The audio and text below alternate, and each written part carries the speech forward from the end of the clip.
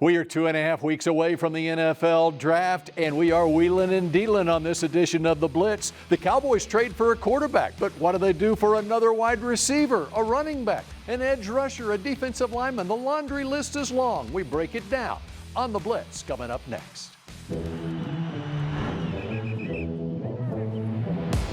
Pops out to the right, breaks a tackle.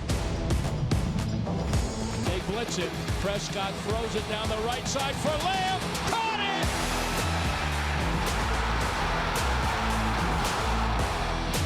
Back to throw, rush, sacked by Parsons. Belt-tie snap. Prescott with plenty of time. Lobs it end zone. Jake Ferguson.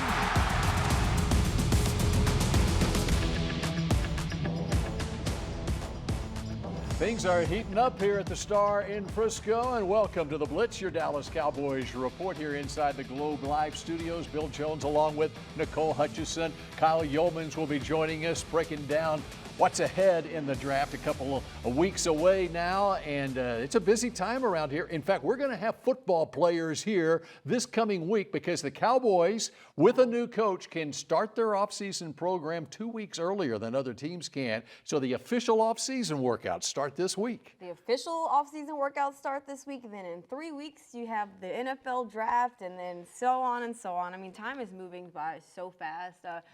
Soon to be, it's going to be some new players coming in soon. That's exactly right. Hey, how about this? The Cowboys making a move this past week to acquire a quarterback. Yes, you heard about it. Back on Thursday, the Cowboys trade for Joe Milton from the New England Patriots. They give up a 7th-round pick, basically move up 46 spots in the draft as the Patriots get the 5th-round pick from the Cowboys. The Cowboys get in return a 7th-round pick along with Joe Milton. What do you make of this, Nicole? I mean, now you have a quarterback who has a high ceiling, potential high ceiling, and you get him for pretty much a low cost. I mean, you didn't see much of him because he was obviously drafted in the 2024 NFL draft, 6th-round pick, spent some time as a 3rd-string quarterback.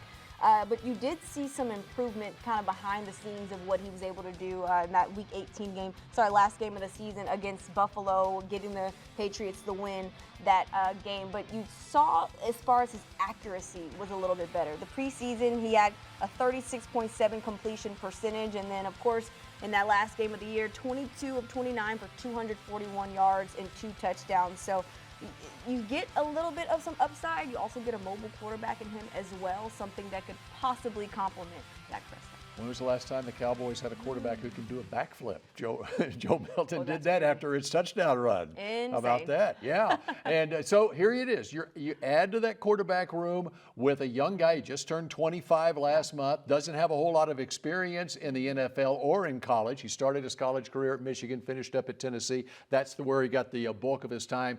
But loads of potential there in Joe Milton. Yeah, loads of potential in Joe Milton. But again, you don't really necessarily what you're going to get because you haven't seen it on film, but there's still a lot of upside in him for sure. And there's still room in that quarterback room if the Cowboys want to draft a quarterback or pick up another one in free agency. But adding to it, as you got Dak Prescott, Joe Milton, and Will Grier in that room right now. It goes along with what Brian Schottenheimer was talking about at the winter meetings this past week, creating competition at every position. And when you look back at the last month and what the Cowboys have done in free agency, as a rule, they've done that throughout this team now. Yeah, I mean, you look at the quarterback position, obviously now adding Joe Milton. You then look at the running back position. That's something that Brian Schottenheimer talked a little bit about in those owners' meetings. He said that Javonte Williams, Miles Sanders, they are coming in with a chip on their shoulder that could spice some things up with Deuce Vaughn, Hunter Lipke in that running back room. But you also have to look at the defensive side of the ball. Dante Fowler is now back. Hello. We get Sam Williams back as well, Tyler Sweet. Solomon Thomas kind of be mixed in that defensive tackle room. So it's going to be a lot of competition, and I hope these guys are ready for it. The beauty of it is it allows the Cowboys here in 2.5 weeks to go into the draft and not have a position of need where they have to take a certain position, which can derail your draft plans. They can be true to their board. All right, we're just getting started on this edition of the Blitz. Coming up later, where is the sweet spot in this year's NFL draft? And up next with deep dive into the current wide receiver room. Who might join the likes of Ceedee Lamb and this guy, Cavante? The Dallas Cowboys Blitz, presented by Blockchain.com, is brought to you by AT&T, an official sponsor of the Dallas Cowboys, and by Blockchain.com. Invest like your icons with Blockchain.com.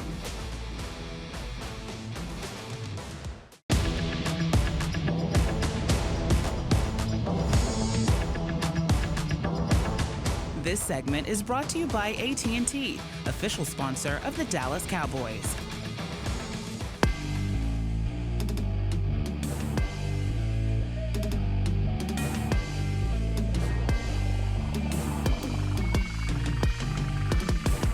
Dallas Cowboys welcome in new veteran wide receiver Paris Campbell. Now, Paris, I've got to start with your daughter first because she's the star of this interview. She's obviously ready for you to be a Dallas Cowboy. I mean, what excites you about being the Dallas Cowboys now? Believe it or not, this was a childhood dream of mine. I grew up a Dallas Cowboys fan. So to see it come to fruition is, it's a dream come true. All credit and glory to God. And, as you can see, my family is excited that we get to be a part of this family. Have you had a chance to obviously look at some of the things that this offense is now looking forward to doing in 2025 just yet? Yeah, 100%. Clayton Adams, offensive coordinator, I was with him prior in Indianapolis, and then Coach Schottenheimer. We had a conversation before I signed here, and he told me about the direction that he wants to go, and just with all the up-tempo, fast pace, he wants to be physical, wants to be fast, and he thought that I would be a great candidate to come help out. So I agree with him on that. And like I said, I'm just excited to get in here and get to work. You can tell the new Cowboy wide receiver Paris Campbell, former second-round draft pick, by the way, he and his family fitting in well here at the Star in Frisco. Bill Jones with Nicole Hutchison as we dive into this wide receiver room a little bit. Paris joins a room that looks this way, of course, headed up by Ceedee Lamb. Doesn't take long. Well, it kind of does take a long time to call roll in this wide receiver room. As you got Ceedee Lamb, of course, you got Jalen Tolbert, Cavante Turpin, Jonathan Mingo, who came over in the trade at midseason last year. And you got the other names like Ryan Flanoy, draft pick from last year. And it's interesting to see what the Cowboys have in that room and how they might be able to add to it, Nicole. Yeah, and so many of those different guys have different abilities, right? But you have to look at what Ceedee Lamb's been able to do, and that is be explosive, right? He's able to run so many different routes. And it causes defenses to have to double team him a lot more. There's no one on this roster so far that can take pressure off 88. I want you to come to the screen really fast if you can, because I found this chart of the routes that Ceedee Lamb does run. The green dots are the complete routes that he's able to execute. He's able to run the short routes, the intermediate routes, deep balls as well. But again, no one so far on this team was able to do so. You had Cooks, who was a deep ball threat, but unable to stay healthy, of course, in last season. And that also had a little bit of play calling as well, so you have to consider that as well. But JT was supposed to be that Michael Gallup-esque type of player. Haven't seen that consistently from him as well. You look at his reception percentage, 66% in 2024, and then 65% throughout his career. So the Cowboys need to add someone that's versatile, that's explosive, and there's a lot of guys in this draft. If you look at it, in Tetairoa McMillan, Matthew Golden out of Texas, Jaden Higgins out of Iowa State, it's a laundry list like you mentioned before. It sounds like Nicole is spending that first-round draft pick on a wide receiver. But when we come back here on the Blitz, Kyle Youmans will join us, and he has an idea on some other positions of need the Cowboys need to take early in this 2025 NFL draft. This segment was brought to you by AT&T, official sponsor of the Dallas Cowboys.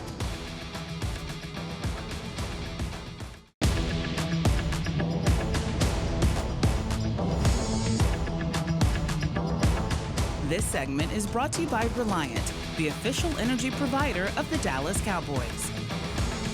This week in Cowboys history, it was 46 years ago that former Dallas quarterback Roger Staubach announced his retirement. Flanked by his wife, Mary Ann, Staubach took to the microphone to say that the 1979 season would be his last. Staubach played in 4 Super Bowls, winning 2, and retired after leading the NFL in passing 4 different seasons, including his last 2.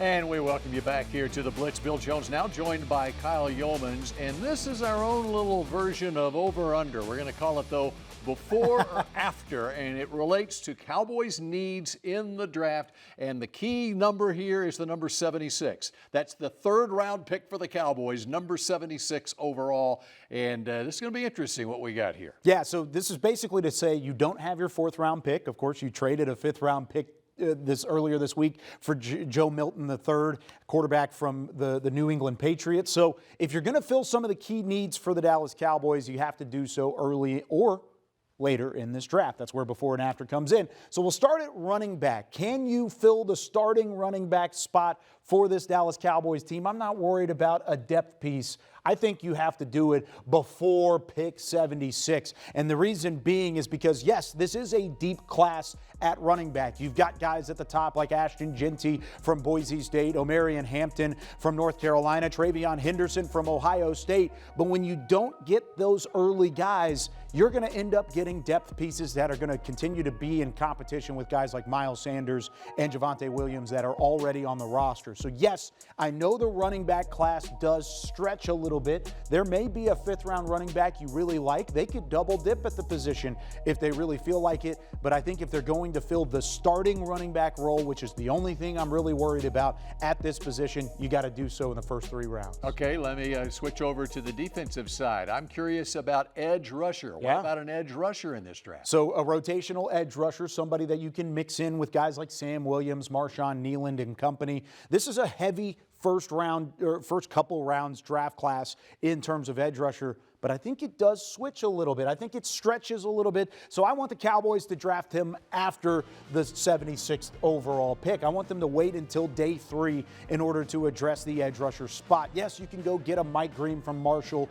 or go get a Michael Williams from Georgia. If you feel like you fall in love with those guys early, I'm comfortable with you taking an edge rusher because it's a premium position, but with the way this class is stacked, you're going to get a premium rotational edge rusher when you get into the mix in those last couple of rounds. I think it'll be interesting to see where they decide to attack that spot. Okay, let me throw you another defensive position on the defensive line. How about a rotational D tackle? Okay, so D tackle, I'm going to start with the nose. I want a big body up front. You signed Osa Odigizua. You signed Solomon Thomas as a 3 tech. I want a 1 tech. In order to do that and be comfortable with it, you got to go before pick 76. Go get you a guy, a defensive tackle you can rely on, a guy like Derek Harmon out of Oregon, a guy like a couple of those guys from Michigan. I mean, Kenneth Grant and Walter Nolan's even a guy you can maybe put inside a little bit. Lots of options at the defensive tackle spot. I think you got to do so in the first 3 rounds. Okay, we've gone before, we've gone after. I wonder what they might do at 76. Well, we don't have time for what they're going to do in the 3rd round. Maybe that'll be next week. Kyle Youmans, we'll figure it out. We appreciate it. And up next here on the Blitz, we head to Florida, the NFL owners meetings. This segment was brought to you by Reliant, the official energy provider of the Dallas Cowboys.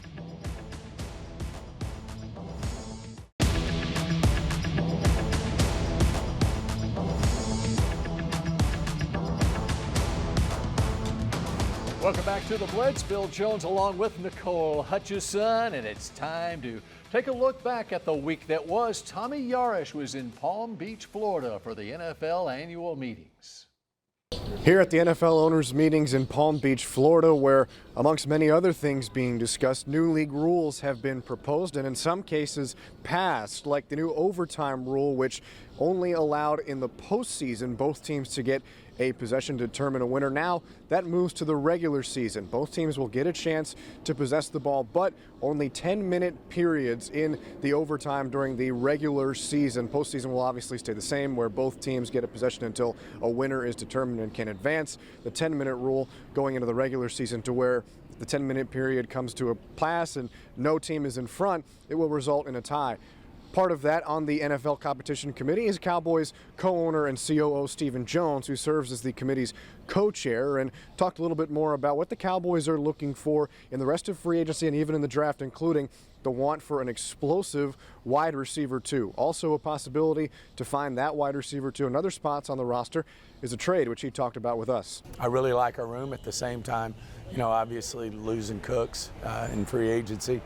we're still open to looking at in a really explosive number 2 that could upgrade us. And speaking of the roster overall, we got to talk to head coach Brian Schottenheimer as well, just about his philosophy when it comes to roster building. An interesting perspective, building from the outside in, looking at important positions like cornerbacks, wide receivers, offensive tackles, and edge rushers, guys that are isolated typically on the outside, is where he wants to send his focus. You're always looking for game changers when you're picking 12th. Like, we don't want to ever pick 12th again, right? Let's be honest. We don't want to pick that high. But you're looking for guys that influence the game. How do you influence the game? You rush the quarterback and you get sacks, strip sacks, fumbles, whatever it is. You score touchdowns, okay? So those are usually, I look at it this way, you build it from the outside in. So you got corners, receivers, they get isolated one-on-one. Pass rushers, tackles, they get isolated one-on-one.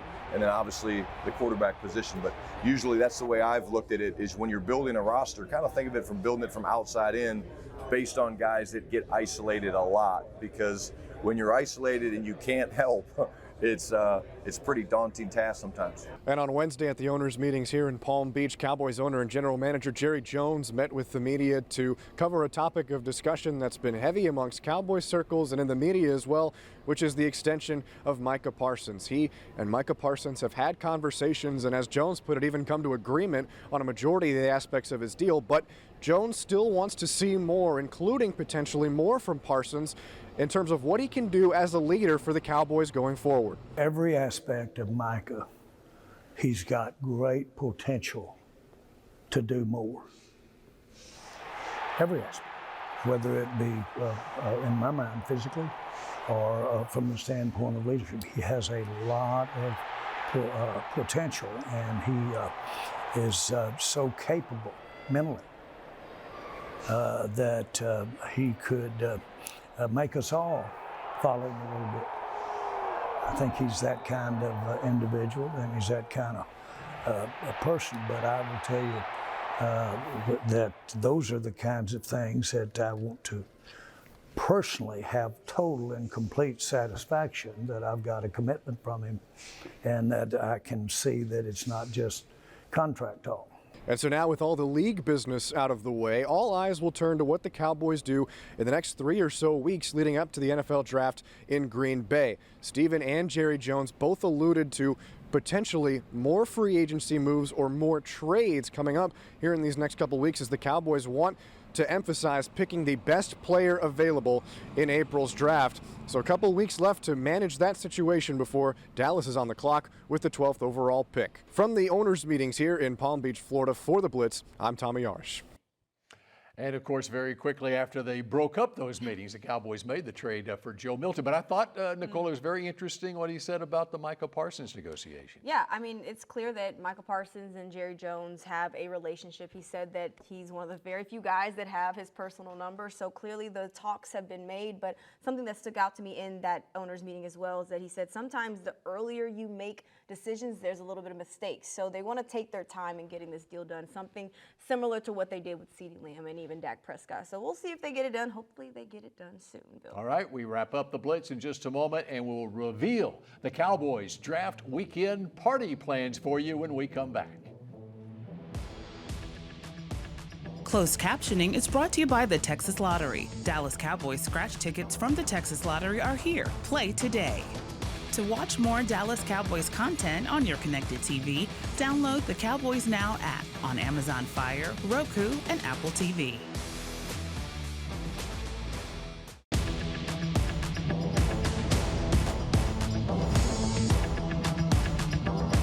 The Dallas Cowboys Blitz, presented by Blockchain.com, was brought to you by AT&T, an official sponsor of the Dallas Cowboys. And by Blockchain.com. Invest like your icons with Blockchain.com. All right, it's fast approaching draft weekend. Cowboys with the 12th pick in the first round. The place to be on Thursday night, first round of the draft at AT&T Stadium. 5:30, Drew Pearson will be at Miller Lighthouse. The draft party starts at 6:30, then here at the Star in Frisco on Friday as well as Saturday. Don't forget that draft day 5K on Saturday morning at 8 o'clock. But I got to find out from Nicole Hutchison right now, 2.5 weeks away from the draft. Who's your pick for the Cowboys in the first round? Tetairoa McMillan out of Arizona. I'm going with him with the 12th overall pick. All right, big 6'4" wide receiver to pair up with Ceedee Lamb. Love it. T-Mac coming to the Cowboys, according to Nicole. And for Nicole Hutchison and Kyle Youmans, I'm Bill Jones. We appreciate you joining us here for The Blitz, and we will see you again next week.